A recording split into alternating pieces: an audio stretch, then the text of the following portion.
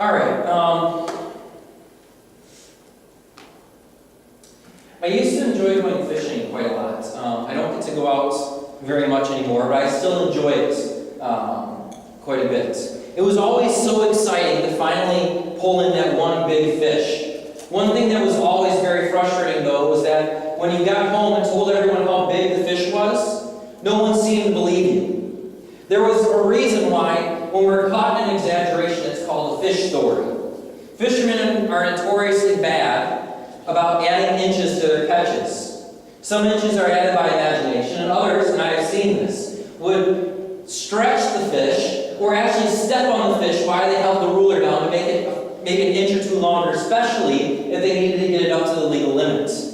Then, of course, if the fish got to the edge of the boat but never got in the boat, the fish was the very biggest fish you could possibly ever imagine having on your line. And so, for those of us, honest, non-exaggerating fishermen, it makes life a little difficult if you don't have photos and evidence of the size and weight of your fish. The problem with fish stories is that with every retelling, the fish has to get a little bigger. The bigger the fish gets, the more painful the recalling becomes because your desire for the fish becomes greater. Fish stories would be comical and seemingly innocent if they remained in the realm of fishing. Unfortunately, fish stories seem to Fish stories seem to penetrate every aspect of our being. Exaggeration and embellishment seems to be a temptation that every single one of us falls into at some point in time or another. The more personal the story, the stronger the pain. The greater the threat to our integrity and sense of self-worth, the greater the likelihood it is for our exaggeration or our fish story. As we talk about forgiveness, we need to realize how difficult it is and that we shouldn't make it harder on ourselves than we have to. But when we begin to embellish the wrong committed against us and establish through embellishment and convenient blindness our complete and total innocence in the matter, we make it more difficult upon ourselves. When we make the person committing the wrong into something much worse than they actually are, we make forgiveness impossible. Forgiveness is impossible without truth, and a half-truth is not the truth. Therefore, any embellishment or exaggeration does not bear forth truth, and therefore cannot be forgiven. Exodus 20:16 is part of the Ten Commandments, and it states, "You shall not bear false witness against your neighbor." We have a responsibility as Christians to remember truthfully what has been done to us and what we have done. For us to retell a story in an exaggerated fashion, or to retell something as factual memory that is an impossibility for us to know, such as intention, we're in fact bearing false witness. To bear false witness is not just an unrighteous act in conflict with the Ten Commandments, but it is in fact an act of injustice and harm done upon the other person. We cannot piece together a fabrication of the wrong committed against us in order to get a better story. To read into, to insinuate, to theorize, or to deduce based upon what actions we remember is to fabricate and exaggerate, and is to do wrong to the one who initially did wrong to us. In bearing false witness and telling fish stories, we become the wrongdoer, committing the offense against the other. Now, before you try to remove yourself from the discussion, claiming that you do not exaggerate, but rather tell only the truth, none of us, I believe, this is every single one of us. None of us are exempt from exaggeration. We all have a tendency to read into situations and pull out memories that don't really exist. We grow especially defensive when the wrong committed against us and our part in it threatens our sense of self-worth and being right. For some reason, we desperately have a need to be right, and for everyone to know we are right. James 4:1 says, "What causes quarrels and what causes fights among you? Is it not this, that your passions are at war within you?" The passions at war within us are the selfish passions of being right and being more righteous than the other. The more personal the hurt, the more painful the wrong done to us, the more necessary it becomes for us to establish that we are the one in the right, and we share no fault whatsoever. In our attempt to be right, we villainize the wrongdoer. We make them into something worse, much worse than they really are. Life stops being about love, justice, and truth and starts becoming about victory. It isn't about reconciliation or Christ, but about my establishing that I am not in the wrong and you are. It's about who wins. When victory is the ultimate goal, the truth inevitably doesn't matter. The resolution now is not about finding the truth. The goal is not forgiveness and reconciliation, but rather it becomes a competition of who can spin the best story and who can rationalize their actions most convincingly. In every single conflict, there are two parties who are convinced that they are both in the right and they are both the victim. As Christians, our reactions and deeds cannot be about possessing the truth, but rather must be about seeking it. Romans 3:10-13 reads, "None is righteous, no, not one. No one understands, no one seeks for God. All have turned aside, together they have become worthless. No one does good, not even one." Sorry, that was 10-12, that wasn't 13. If we are seeking truth, then the first truth we must realize is that we don't possess it. We are all sinful, every single one of us. We're all imperfect, and we are all a part of the problem. Even in the ugliest of situations, we have to realize that at the least, we have contributed to the aftermath. Even if it is nothing more than our exaggeration of the story. The reason I bring this up when talking about forgiveness is because to be emotionally or physically abused is painful enough. But to exaggerate, embellish, or fabricate so that we can feel secure in our possession of the truth rather leads us farther from the truth.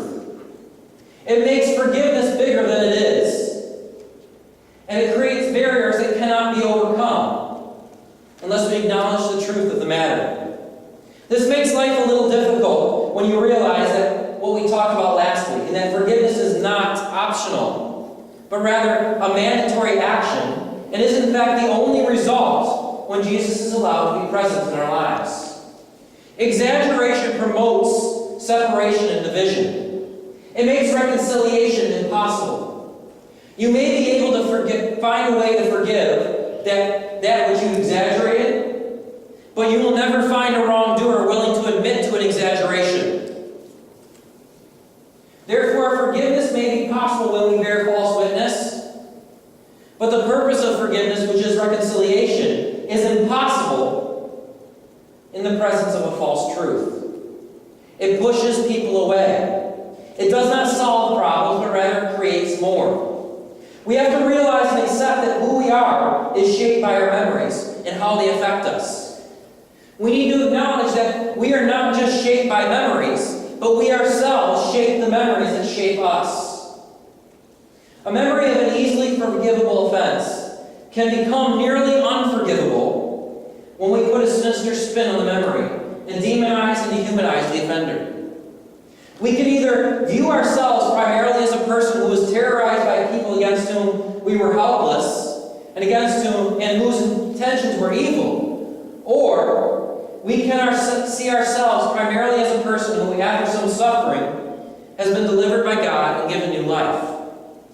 We need to realize that an unjust or exaggerated remembrance of wrongdoing is not a means to salvation. We will not find justification in our fabrications. We will only find greater distance and barriers between us and our relations. So many times we will find victims who are not able to seek truth and overcome will themselves become the perpetrators unconsciously or maybe even consciously. When we refuse to remember truthfully and seek truth and reconciliation, we will find ourselves heading on a path that leads us to look in the mirror and find a person who lacks the ability to forgive and move on. We will find ourselves in a place overwhelmed by pain, suffering, and memories of exaggerated wrongs. It's hard enough when dealing with pain and suffering not to nourish bitterness and resentment. On Wednesdays, we talked about many times how evil requires two victories to win. The first is the initial wrong done. When you've been wronged, evil has not yet won. The second is the retaliation or the festering of bitterness. When bitterness or resentment take hold in our lives, now evil has won the victory. It has pierced both body and soul. If we choose to forgive and overcome bitterness, then evil cannot win, but rather the victory belongs to God. The problem is that in bearing false witness, in telling fish stories, we actually nourish and strengthen the same bitterness and resentment that brings us defeat and suffering. Bitterness distorts reality and brings us down into the very depths of depravity. When we make someone into a monster beyond truth, we nourish bitterness. Bitterness, in turn, nourishes the exaggeration. And around and around and around, until finally we find nothing but half-truths and resentment. There is now no room for the necessary forgiveness and reconciliation. There is also now no truth. As we talked about last week, where the dividing wall of hostility talked about in Ephesians 2 exists, Christ is not. When we nourish such half-truths, we nourish evil, and we push Christ out. We must overcome bitterness, and that means we must surround ourselves with those who aid us in our struggle. This means we must not make our company with those who say, "You're right, they're wrong." We cannot be around those who feed our resentment or bitterness. We cannot be around those who only give in to the fabrication and promote us to divide and separate even further. Rather, if we wish to pursue forgiveness and reconciliation, in other words, if we wish to be Christians, if we wish to be disciples, then we must surround ourselves with those who instead sow the ideals of truth, the sowing of peace and love, and those who promote and spur us on to reconciliation, no matter the cost, and no matter how bad the offense might have been, or how bad or how deep the pain might be. As Miroslav Hall states, claims to possess the uncontestable truth aren't always wrong, but they are always dangerous.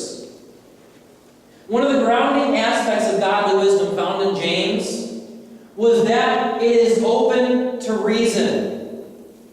We cannot become so bullheaded in our claims to truth, so much so that we leave no room for forgiveness and reconciliation, that we leave no room for Christ.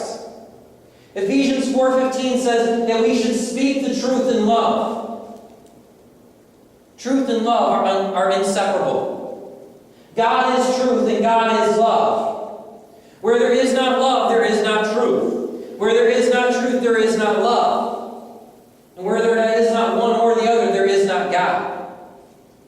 Embellishments are the result of selfish desire and bitterness, neither of which possess love or truth. As we remember pain and suffering, wrongs committed against us, we have an obligation not to bear false witness. When we claim memory, we claim truth. It is wrong and sinful to claim memory as something different than truth. Where we do not remember, we need to be honest enough to not claim it as memory and remain silent. We need to remember that we cannot perceive. Okay, note this. There are these things which we cannot perceive, and therefore we cannot claim as memory. We cannot perceive why someone has done what they have done. Therefore, we cannot claim it as factual memory and truth, because we do not know their hearts, and we cannot perceive their hearts. We cannot claim intentions, heart, or purpose as truth and memory, as we are unable to perceive such things. The way we remember wrongs committed against us profoundly impacts and involves the other person. After all, it is them we are remembering. This doesn't just mean memory which we recount aloud. This means the way we form and shape the memory of accounts of things within our heads, within our minds. Remember, Jesus didn't just take the Ten Commandments and say, okay, you don't need them anymore, but he made them something more. He made them even greater than they are. Okay? What did Jesus say is to murder your brother? Hate them in your heart. What did he say was to commit adultery? Was to lust. I think even here Jesus says would say for us to remember wrongly even in our mind, to exaggerate and overblow the evil of the other person or the wrong done against us, or to take our part out of that, is to bear false witness. The way we remember, even the way we choose to shape events in our mind, has a great impact on our ability to forgive and to be reconciled to both the wrongdoer and to God. Remember in Ephesians it said, we were reconciled to each other so that we can be reconciled to God. Notice the order. If we refuse reconciliation, it's not just the wrongdoer that we are refusing. To be true to the Sermon on the Mount, to be true to Jesus and live as his disciples, we must first be true to the truth. Without the truth, true forgiveness and reconciliation is impossible. Therefore, true discipleship and relationship with the Father becomes impossible. Find brothers and sisters in the church who hold you up when you suffer, but also those who will not further embitter you, but rather lead you towards truth and forgiveness. The good news is the reconciliation of the world to God and to each other. We must live it out as we also speak it out.